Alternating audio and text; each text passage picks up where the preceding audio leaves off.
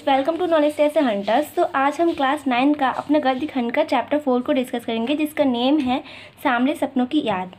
तो ये जो चैप्टर है ये बहुत ज़्यादा इंटरेस्टिंग होने वाला है, तो आप लोग इसको स्टार्टिंग से एंड तक जरूर वॉच करना। तो इसको डिस्कस करने से पहले हम एक छोटा सा ओवरव्यू लेते हैं, जिससे ये जो चैप्टर वो अच्छे से समझ में आए। तो फिर ओवरव्यू क्या है? सांवले सपनों की याद नामक पाठ एक संस्मरण है। ये जो सांवले सपनों की जो याद है चैप्टर, ये एक संस्मरण है जिसमें लेखक जाबिर हुसैन ने सुप्रसिद्ध पक्षी विज्ञानी एवं प्रकृति प्रेमी सालिम अली के जीवन का संक्षिप्त किंतु सुंदर चित्रण किया है। जिसमें क्या है, जो लेखक जाबिर हुसैन हैं उन्होंने सुप्रसिद्ध पक्षी विज्ञानी और मतलब वो प्राकृतिक प्रेमी सालिम अली के जीवन का संक्षिप्त और जो सुंदर चित्रण है वो किया है। तो ये था हमारा छोटा सा ओवरव्यू। हम इसको रीड करते हैं और डिस्कस करते हैं क्या है ये चैप्टर। तो सबसे पहले सुनहरे परिंदों के खूबसूरत पंखों पर सवार सांवले सपनों का एक हुजूम मौत की खामोश वादी की तरफ अग्रसर है। तो क्या है, सुनहरे परिंदों मीन्स होता है पक्षियों। तो सुनहरे पक्षियों के खूबसूरत पंखों पर सवार सांवले सपनों का एक हुजूम मीन्स जो भीड़ है, उनका जो ग्रुप है, क्राउड, भीड़ होता है मतलब क्राउड है वो। तो फिर वो है वो हुजूम मौत की खामोशी वादी की तरफ अग्रसर है। तो वो क्या है, जो भीड़ है वो मौत की खामोश वादी की तरफ अग्रसर है। तो फिर क्या है, अग्रसर है। अग्रसर माना होता है कि जो मूविंग फॉरवर्ड, वो आगे की ओर बढ़ता हुआ जा रहा है, वो जो ग्रुप है, क्राउड है। तो क्या है, कोई रोक टोक सके कहाँ संभव। अब वो जो मौत की तरफ वो जा रहे हैं तो उनको कोई रोक टोक सके ये कहाँ संभव है। तो इस हुजूम में आगे आगे चल रहे हैं सालिम अली। जो अभी जो क्राउड है, जो भीड़ है, उसमें सबसे आगे कौन चल रहे हैं? सालिम अली। तो ये सालिम अली हैं, वो सबसे ज़्यादा आगे चल रहे हैं। तो अपने कंधों पर सैलानियों की तरह अपने अंतहीन सफ़र का बोझ उठाया। मतलब अपने कंधों पे क्या, सैलानियों मीन्स होता है टूरिस्ट, जो कि क्या है अपने अंतहीन सफ़र का बोझ वो चाह रहे हैं। तो फिर इसमें अब आगे की लेकिन यह सफ़र पिछले तमाम सफ़रों से भिन्न है। लेकिन ये जो सफ़र है वो पिछले तमाम सफ़रों से अलग है। भीड़ की ज़िंदगी और तनाव के माहौल से सालिम अली का ये आखिरी पलायन है। जो भीड़ की ज़िंदगी है और उसके ज़िंदगी और तनाव के माहौल है, उस जो सालिम अली का ये आखिरी पलायन है। पलायन मीन्स जो एक जगह से दूसरी जगह जाना होता है, वही उसको पलायन कहते हैं। इंग्लिश में कह लो कि to go from one place to another. तो अब क्या है आगे, अब तो वो उस वन पक्षी की तरह प्रकृति से विलीन हो रहे हैं। अब वो क्या है, वो वन पक्षी की तरह इस प्रकृति से विलीन होते जा रहे हैं, मतलब गायब होते जा रहे हैं। तो फिर क्या है, जो ज़िंदगी की आखिरी गीत गाने के बाद मौत की गोद में बसा है। जो ज़िंदगी की जो आखिरी गीत गाने की जो बाद जो मौत की गोद में बसा है, जो ज़िंदगी गाने की जो आखिरी गीत है, उसके बाद जो मौत है उसके गोद में बसा हुआ है। कोई अपने रिम्स की हरारत और दिल की धड़कन देकर भी उसे लौटाना चाहे तो वह पक्षी अपने सपनों के गीत दोबारा कैसे गा सके। अगर कोई चाहे तो उसका अपने रिम्स की हरारत वो दे ले, या फिर कह लो हरारत मीन्स होता है कि गर्मी, या फिर वो कह लो यहाँ पे दिल की धड़कन।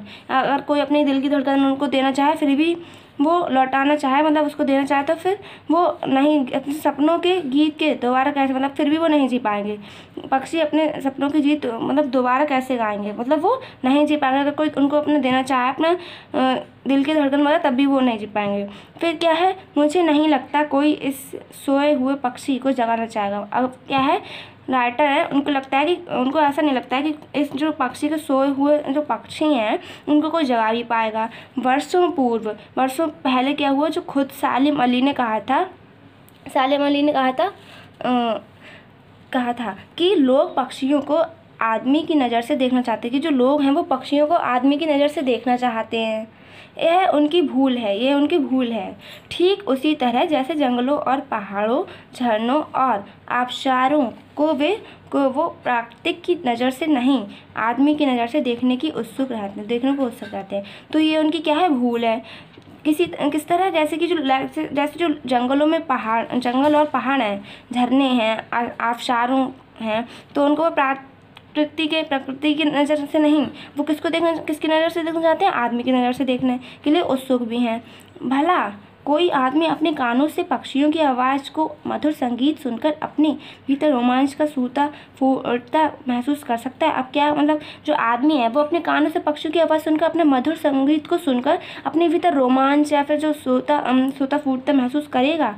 तो क्या है, एहसास की ऐसी ही एक ऊबड़ खाबड़ ज़मीन पर जन्मे मिथक का नाम है सालिम अली। तो ऐसा ही है कि जो एहसास की एक जो ऊबड़ खाबड़ ज़मीन है उस पर जो जन्मे एक मिथक का नाम है, उनका नाम क्या है, सालिम अली। तो पता नहीं इतिहास में कब कृष्ण ने वृंदावन में रासलीला रची थी। अभी तो पता नहीं, इसमें चैप्टर में ये नहीं बताया कि जो इतिहास में कब कृष्ण ने वृंदावन की जो रासलीला है उसको रची थी। और शोक गोपियों को अपनी शरारतों का निशाना, मतलब जो शोक गोपियाँ हैं उनको अपनी शरारतों का निशाना बनाया था। कब माखन भरे भाड़े फोड़े थे, जो मतलब कब माखन में जो मटके वगैरह होते हैं उनको फोड़ा था। और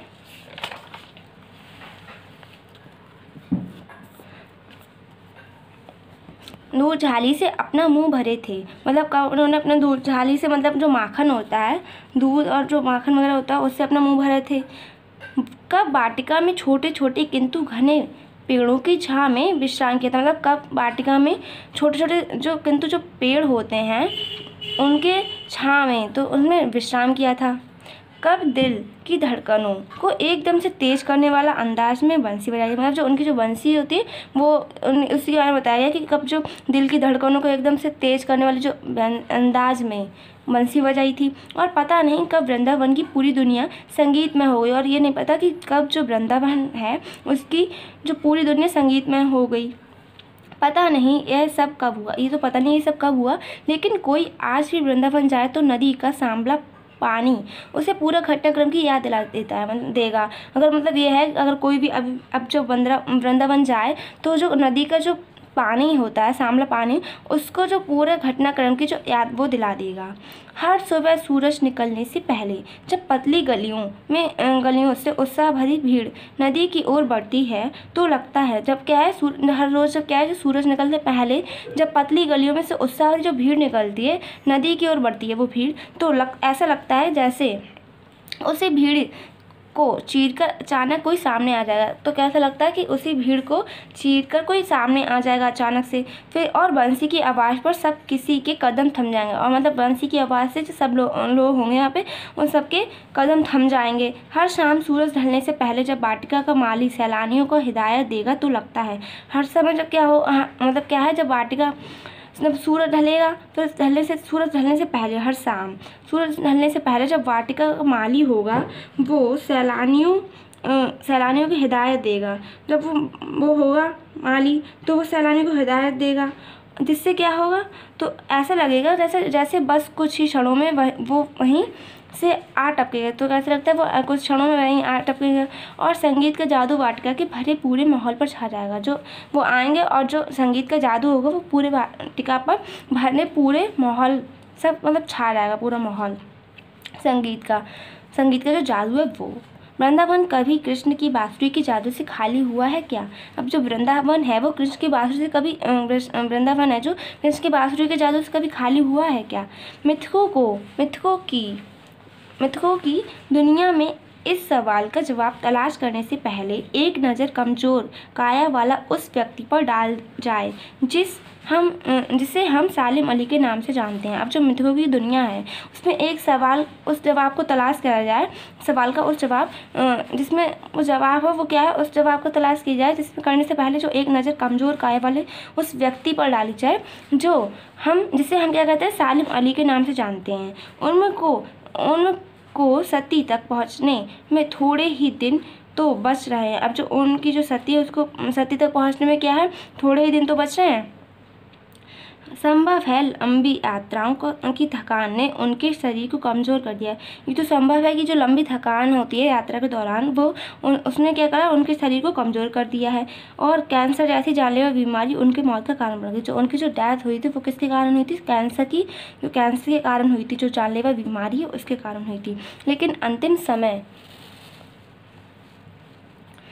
अंतिम समय तक मौत उनकी आँखों से वह रोशनी छीनने में सफल नहीं हुई। जो अंतिम समय था उसमें भी जो मौत है उनके वो आँखों की जो रोशनी है उसको छीनने से सफल नहीं हो पाई, जो पक्षियों की तलाश और उनकी हिफाजत के प्रति समर्पित थी। जो क्या थी, जो पक्षियों की तलाश के लिए और उनकी हिफाजत के लिए समर्पित थी। सालिम अली की आंखों पर चढ़ी दूरबीन उनकी मौत के बाद ही उतरी थी। जो सालिम अली थे तो उनकी जो दूरबीन थी, आँखों के ऊपर जो दूरबीन थी वो उनकी जो डेथ हो गई थी उसके बाद ही उतरी थी, वरना तो उनकी जो दूरबीन थी वो उनकी आँख में थी जब वो अपने जो वो पक्षी वगैरह को ढूंढा करते थे। तो उन जैसा बर्ड वॉचर शायद ही कोई हुआ हो। जब वो पक्षी वगैरह को देखते थे इसलिए उनका नाम क्या था, बर्ड वॉचर। शायद ही उन जैसा कोई बर्ड वॉचर हो, शायद ही कोई ऐसा बर्ड वॉचर हो। लेकिन एकांश क्षणों में सालिम अली बिना दूरबीन देखे गए हैं। मतलब एकांश क्षणों में क्या हुआ, जो सालिम अली थे उनको बिना दूरबीन के भी देखा गया। दूर क्षितिज तक फैली ज़मीन और झुके आसमान को छूने वाली उनकी नज़रों में कुछ कुछ वैसा ही जादू था। मतलब क्या है कि जो दूर क्षितिज तक जो फैली ज़मीन है उससे झुके जो आसमान को छूने वाली नज़र है उसमें कुछ कुछ क्या था, वैसा ही जादू पाएगा जो प्रकृति को अपने घेरे में बांध लेता है। कैसा जादू, जो प्रकृति को अपने घेरे में बांध लेता है। सालिम अली उन लोगों में एक थे, जो सालिम अली थे वो उन लोगों में थे जो प्रकृति के प्रभाव में आने की बजाय प्रकृति को अपने प्रभाव में लाने के कायल होते हैं। जो सालिम अली थे वो उन लोगों में थे जो प्रकृति के प्रभाव में आने के बजाय जो प्रकृति को प्रभाव में लाने के कायल होते हैं, उनमें से थे। उनके लिए प्रकृति में हर तरफ एक हंसती खेलती रहस्यमयी दुनिया पसरी थी। उनके लिए क्या था, जो प्रकृति या नेचर है उसमें हर तरफ हंसती खेलती रहस्यमयी दुनिया पसरी थी। यह दुनिया उन्होंने बड़ी मेहनत से अपने लिए गढ़ी थी। उनके लिए जो ये दुनिया है उन्होंने बड़ी मेहनत से अपने लिए गढ़ी थी। इसके गढ़ने में नेक्स्ट पेज उनकी जीवन साथी तहमीना ने काफ़ी मदद पहुंचाई थी। इसके गढ़ने में क्या हुआ, जो उनकी जीवन साथी थी तहमीना, उन्होंने काफ़ी मदद की, हेल्प की। तहमीना स्कूल के दिनों में उनकी सहपाठी रही। जब तहमीना थी वो उनके स्कूल के दिनों में उनकी सहपाठी रही थी और अपने लंबे रोमांचकारी जीवन में ढेर सारे अनुभवों के मालिक सालिम अली एक दिन केरल की साइलेंट वैली को रेगिस्तानी हवा के झोंकों से बचाने का अनुरोध लेकर चौधरी चरण सिंह से मिले थे। अपने लंबे रोमांचकारी जो जीवन था उनका, उसमें ढेर सारे अनुभवों के मालिक सालिम अली थे। मतलब जो सालिम अली थे उनको एक दिन केरल की जो साइलेंट वैली की को जो रेगिस्तानी हवा है उनके झोंकों से बचाने के अनुरोध लेकर जो चौधरी चरण सिंह उनको मिले थे। चौधरी चरण सिंह उनको मिले थे, वे कौन थे, प्रधानमंत्री थे। वे प्रधानमंत्री थे। चौधरी साहब गांव के मिट्टी पर पड़ने वाली पानी की पहली बूंद का असर जानने वाले नेता थे। जो चौधरी साहब थे वो गांव की मिट्टी पर जो पड़ने वाली पानी की जो पहली बूंद होती है उसका असर जानने वाले नेता थे। पर्यावरण के संभावित खतरों का जो चित्र सालिम अली ने उनके सामने रखा उसने उनकी आंखें नम कर दी। जो पर्यावरण के जो संभावित खतरे थे, जो चित्र जो सालिम अली ने उनके सामने रखा हुआ था, उनसे उनकी आंखें नम गई थी। जो सालिम अली ने रखा था चौधरी चरण सिंह के पास, मतलब उनके लिए रखा हुआ था वही, इसलिए उनकी आंखें नम कर दी, उनकी आंखें थी वो नम हो गई। आज सालिम अली नहीं है, आज जो सालिम अली हैं वो नहीं हैं। चौधरी साहब भी नहीं हैं, वो चौधरी साहब हैं वो भी नहीं है, और सालिम अली वो भी नहीं है। कौन बचा है जो अब सोनी मिट्टी पर उगी फसलों के बीच एक नए भारत की नींव रखने का संकल्प लेगा? अब कौन बचा है जो सोनी मिट्टी है उस पर जो उगी फसलों के बीच एक नए भारत की नींव रखने का जो संकल्प लेगा? अब वो ऐसा कौन बचा है जो अब हिमालय और लद्दाख की बर्फीली ज़मीनों पर जान वाले पक्षियों की वकालत करेगा? अब ऐसा कहा गया है कि कौन बचा है इस देश में, तो जो हिमालय और लद्दाख की बर्फीली ज़मीन है उस पर जीने वाला पक्षियों की वकालत कौन करेगा? फिर क्या है नेक्स्ट पैराग्राफ। सालिम अली ने अपनी आत्मकथा का नाम रखा था, जो सालिम अली थे उन्होंने जो अपनी ऑटोबायोग्राफी थी उसका आत्मकथा, उसका नाम क्या रखा था, फॉल ऑफ ए स्पैरो। मतलब क्या है इंग्लिश में ये है, मतलब ये है इंग्लिश में लिखा हुआ है फॉल ऑफ अ स्पैरो, और हिंदी में यहाँ पे लिखा हुआ है फॉल ऑफ अ स्पैरो। ये उनकी कौन क्या थी, आत्मकथा का नाम था। तो फिर क्या है, मुझे याद आ गया D.H. लॉरेंस की मौत के बाद लोगों ने उनकी पत्नी फ्रीडा लॉरेंस से अनुरोध किया। तो अब ये क्या है कि मुझे याद आ गया कि जो D.H. लॉरेंस की मौत के बाद जो लोग थे उन्होंने अनुरोध किया, किससे, उनकी पत्नी से। पत्नी का नाम क्या था, फ्रीडा लॉरेंस। तो क्या अनुरोध किया कि वह अपने पति के बारे में कुछ लिखें। अब उनसे कहा गया था कि वो अपने जो पत्नी हैं उनके बारे में कुछ लिखें। फ्रीडा चाहती तो ढेर सारी बातें लॉरेंस के बारे में लिख सकते। अब जो फ्रीडा थी उनकी वाइफ, वो अगर चाहती तो उनके बारे में ढेर सारी बातें लिख सकती, लेकिन उसने कहा मेरे लिए लॉरेंस के बारे में कुछ लिखना असंभव है। उन्होंने कह दिया कि उनके लिए लॉरेंस के बारे में कुछ भी लिखना असंभव है। मुझे महसूस होता है मेरी छत पर बैठने वाली गौरैया लॉरेंस के बारे में ढेर सारी बातें जानती हैं। अब क्या है, जो फ्रीडा है वो तो बता तो बहुत कुछ देती है अगर वो चाहती, लेकिन उन्होंने ऐसा कह दिया कि जो छत पर बैठने वाली एक जो गौरैया है वो लॉरेंस के बारे में ढेर सारी बातें जानती है। तो उन्होंने क्या कह दिया कि जो लॉरेंस के बारे में कौन जानता है सबसे ज़्यादा, कि वो छत पे बैठने वाली गौरैया है वो जानती है। Next page.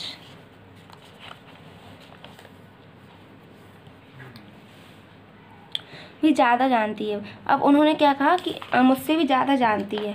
तो फिर उन्होंने ये कहा कि वो जो गौरैया है वो उनसे भी ज़्यादा जानती है, किसके बारे में, लॉरेंस के बारे में। फिर वो सचमुच इतना खुला और सादा आदमी था। वो क्या था, वो सचमुच कितना, जो लॉरेंस थे वो बहुत खुला और सादा दिल का आदमी था। मुमकिन है लॉरेंस मेरे रंगों में, मेरी हड्डियों में समाया था। अभी तो मुमकिन है जो लॉरेंस थे वो उनके रंगों में, रगों में और उनकी हड्डियों में समाये हुए थे।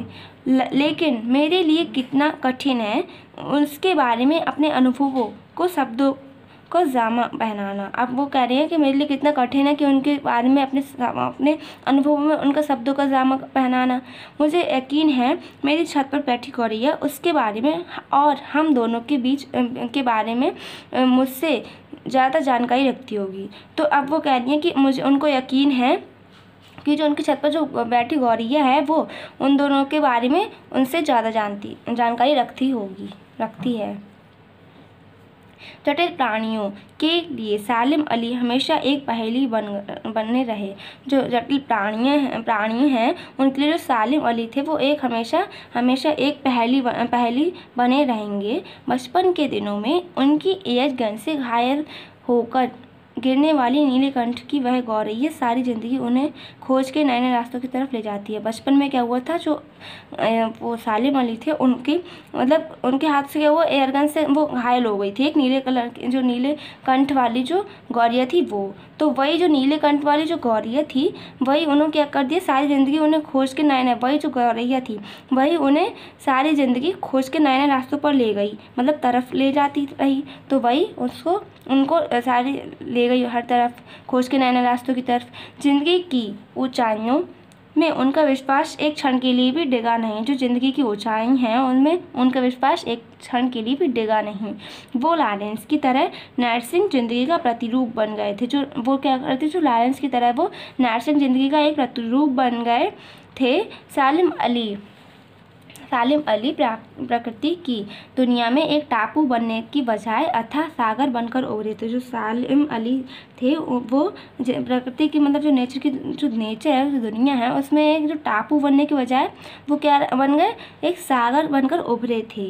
जो लोग उनके भ्रमणशील स्वभाव और उनके यायावरी से परिचित हैं, अब जो लोग हैं वो उनके भ्रमणशील स्वभाव और उनकी जो यायावरी से परिचित हैं, उन्हें महसूस होता है कि जो वो आज भी पक्षियों के सुराग में ही निकले हैं। उन्हें कैसा लगता है, ऐसे उनको फील होता है जैसे कि वो आज भी पक्षियों के सुराग में ही निकले हैं और बस अभी गले में लंबी दूरबीन लटकाए अपने खोजपूर्ण नतीजों के साथ लौट आएंगे। उनको ऐसा लगता है कि वो अभी भी अपने गले में लंबी दूरबीन लटकाए हैं और अपने जो खोजपूर्ण नतीजों के साथ वो वापस लौट आएंगे।